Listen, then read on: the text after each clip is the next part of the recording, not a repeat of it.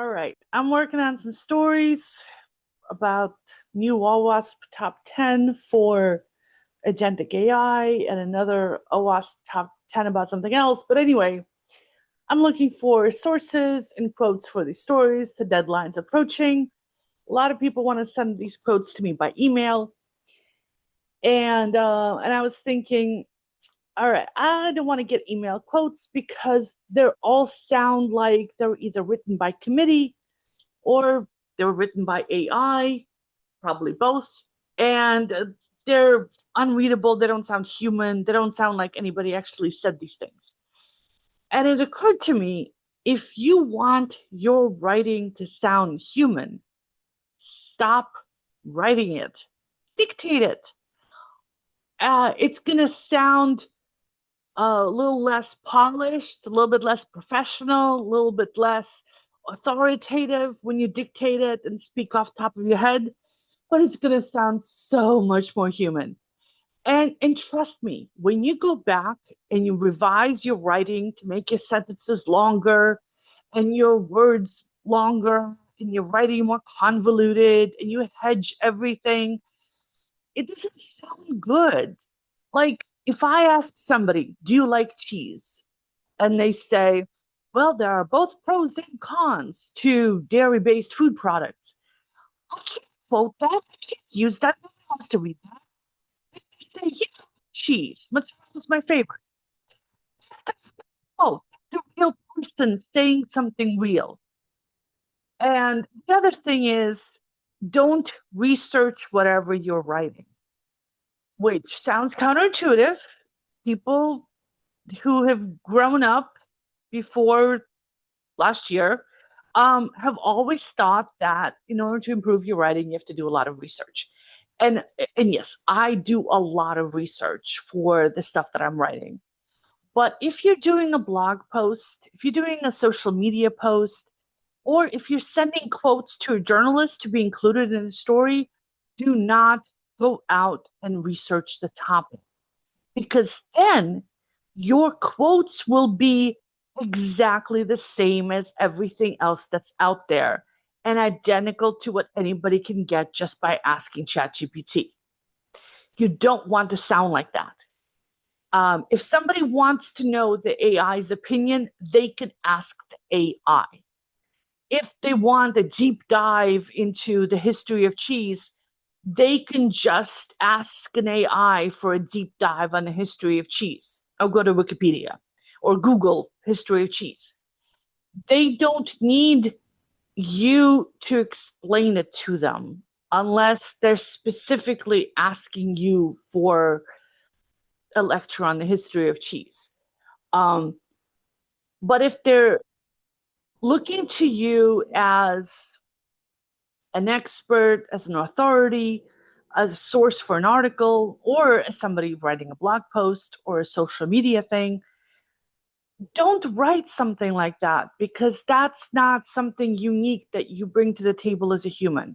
What you bring to the table as a human that's unique is your own perspective, your own experience, your own judgment and values. And so if I'm writing a story about cheese, I could do my own research about the history of cheese and summarize it for my readers. But then to bring it to life, I would want quotes from real people, people who say things like, I like mozzarella because it goes well with Italian food, or I like cheddar cheese because I'm a big fan of tacos, or, I like feta and I put it in my salad. Personal experience with the topic. So right now I'm writing about agentic AI security. So OWASP released the top 10 list. And I want to know what you think. So what surprised you about the list? What has your personal experience been with this topic? What have you found in your research? What have you found in your consulting work? What have you found when deploying these technologies in your company? What has worked? What hasn't worked?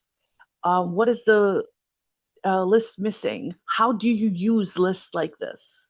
Um, in your own work or in your work with clients.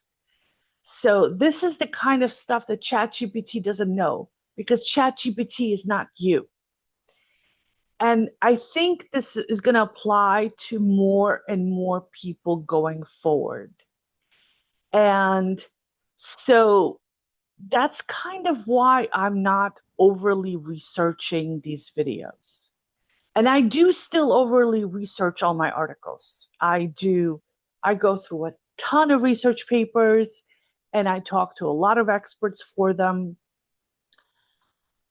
But for these videos, I'm trying to convey my own thoughts that are actually in my human head.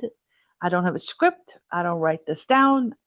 I might plan it out a little bit, like, oh, I want to talk about this. And then, like, I don't know what I want to say. I'm just going to say whatever comes into my head, like I'm doing now.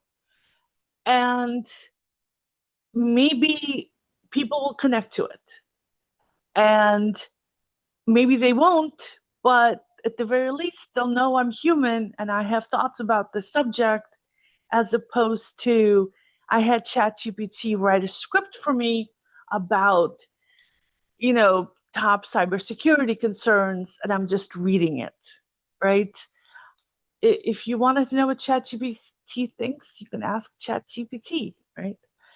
Um, yeah. So if you're sending quotes to me, if you're watching this because you are a PR person or you're somebody who wants to be quoted in one of my stories, that's what I suggest. Get a tape recorder, turn on your phone, turn on the dictation thing on your laptop, and just dictate. The voice recognition is excellent these days. I use Otter AI for my dictation. And even though it's got AI in the title, it actually predates generative AI. And the transcription itself is machine learning. So they've added some AI features like summaries, but you can just ignore those. You don't have to use them. I really like Otter. It has a great transcription system. It's free and it's no trainings required. I use it when driving in my car. So I plan out scenes for my novels and ideas for this podcast when I'm driving. And I can even have Google Maps up while I'm driving and the dictation continues to run in the background. Super useful. It doesn't stop when I take a pause to think. I don't have to restart it again. It just keeps going. Really, really like it. Highly recommend. Um, yeah. So yeah, dictate your stuff and then send it to me. I don't care if there's grammatical issues. It's more important to me that it sound natural and human and it comes from your own perspective, your own opinion, and your own experience, than that it's polished and professional sounding. Because, nobody wants that. Um, you think it makes you sound good, but,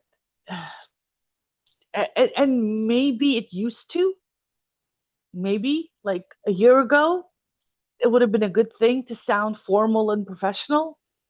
It's no longer a good thing to sound formal and professional. Now you want to sound natural and human. All right. Okay. So let me know if that works. Or if you have a story idea to contribute, you can email me. My email's in the description box below. Um, yeah. Good night, everybody. Bye bye.